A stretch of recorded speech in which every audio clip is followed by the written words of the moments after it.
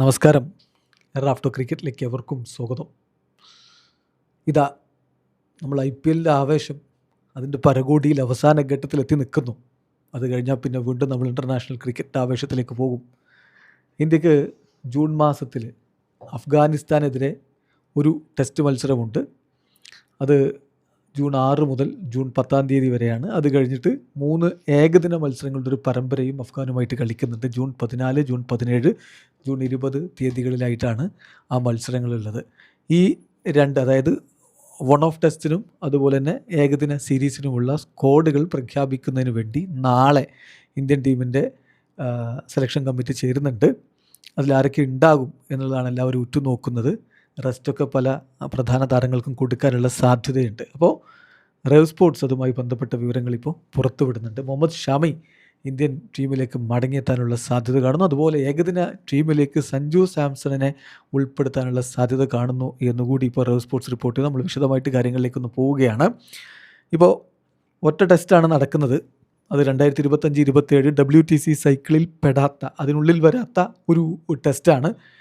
എന്നാൽ പോലും strong batting ലൈനപ്പും കൊണ്ട് ഇറങ്ങാനാണ് ഇന്ത്യൻ ടീം ഉദ്ദേശിക്കുന്നത്. പക്ഷേ ബൗളിങ്ങിൻ്റെ കാര്യത്തിൽ ചില മാറ്റങ്ങൾ ഉണ്ടാകും.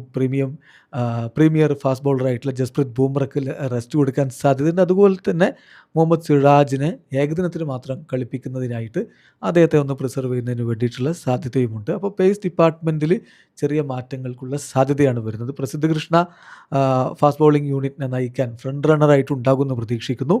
അപ്പോൾ ബൂംറ, സിറാജ് എന്നീ താരങ്ങൾക്ക് റെസ്റ്റ് കൊടുക്കുകയും പ്രസിദ്ധ കൃഷ്ണയെ പ്രധാന പേസറായിട്ട് ഉൾപ്പെടുത്തുകയും ചെയ്യുമ്പോൾ ഓൾറൗണ്ടറായിട്ട് നിതീഷ് കുമാർ റെഡ്ഡിക്ക് അവസരം ലഭിക്കാനുള്ള സാധ്യത കൂടി കാണുന്നു. അപ്പോൾ ഇഞ്ചുറീസ് ഉണ്ട് ഇന്ത്യൻ പേസ് ബൗളിംഗ് ഡിപ്പാർട്ട്മെൻറ്റിൽ. ഹർഷിത് റാണ, ആകാശ് ദീപ് ഇങ്ങനെയുള്ളവരൊക്കെ ഇഞ്ചോർഡായിട്ട് നിൽക്കുന്നത് കൊണ്ട് തന്നെ അൺക്യാപ്ഡ് ആയിട്ടുള്ള ഏതെങ്കിലും താരങ്ങൾ ഉൾപ്പെടുത്താനുള്ള സാധ്യതയുമുണ്ട്. 25-കാരനായിട്ടുള്ള ഗുർനൂർ ബ്രാഡ് പഞ്ചാബിൻ്റെ പേസ് ബൗളർ, അതുപോലെ തന്നെ ജമ്മു ആൻഡ് കാശ്മീരിൻ്റെ ഓക്കിബ് നബി 2025-26 റെഡ് ബോൾ സർക്യൂട്ടിൽ മികച്ച പ്രകടനം നടത്തി 60 വിക്കറ്റുകൾ അദ്ദേഹം രഞ്ജി ട്രോഫിയിൽ നേടിയിട്ടുണ്ടായിരുന്നു. അപ്പോൾ അദ്ദേഹം ഈ 2 താരങ്ങളെ പരിഗണിക്കുമെന്നാണ് പ്രതീക്ഷിക്കുന്നത്. അഡീഷണലി വെറ്ററൻ പേസർ മുഹമ്മദ് ഷാമി ഇന്ത്യൻ ടീമിലേക്ക് മടങ്ങിയെത്താനുള്ള സാധ്യതയുണ്ട് എന്നുകൂടി ഇപ്പോൾ റേവ് സ്പോർട്സ് റിപ്പോർട്ട് ചെയ്യുന്നു. 2023 WTC ഫൈനലിന് ശേഷം അദ്ദേഹം ടെസ്റ്റ് ക്രിക്കറ്റ് കളിച്ചിട്ടില്ല. നോക്കണം. എന്തായാലും പരിക്കിൻ്റെ പ്രശ്നങ്ങളൊക്കെ ഉണ്ടായിരുന്നു. അതിൽ നിന്നൊക്കെ മാറി പൂർണ്ണമായിട്ടും അദ്ദേഹം ഫിറ്റ്നസ് തെളിയിച്ച് കഴിഞ്ഞതാണ്. ഇനിയിപ്പോൾ അദ്ദേഹത്തെ സ്ക്വാഡിലേക്ക് ഉൾപ്പെടുത്തുമെന്നാണ് പ്രതീക്ഷിക്കപ്പെടുന്നത്. സ്പിൻ ഡിപ്പാർട്ട്മെൻറ്റിൽ രവീന്ദ്ര ജഡേജയും കുൽദീപ് യാദവും തന്നെ തുടരുമെന്ന് പ്രതീക്ഷിക്കുന്നു. അതുപോലെ തന്നെ വാഷിങ്ടൺ സുന്ദർ അദ്ദേഹത്തിൻ്റെ സ്ഥാനം ഉറപ്പാക്കുകയും ചെയ്യും. പിന്നെ വൈറ്റ് ബോൾ ക്രിക്കറ്റിലേക്ക് വരുമ്പോൾ T20 വേൾഡ് കപ്പ് ഒക്കെ ഇനി കുറച്ച് അപ്പുറത്തേക്കേ ഉള്ളൂ, കുറച്ച് കാലം കഴിഞ്ഞിട്ടേ ഉള്ളൂ. അപ്പോൾ അതുകൊണ്ട് 2027 ODI വേൾഡ് കപ്പിനാണിപ്പോൾ പ്രാധാന്യം കൊടുക്കുന്നത്. സൗത്ത് ആഫ്രിക്ക, സിംബാബ്വെ, നമീബിയ ആ 3 രാജ്യങ്ങളിലായിട്ടാണ് 2027 ODI വേൾഡ് കപ്പ് നടക്കുന്നത്.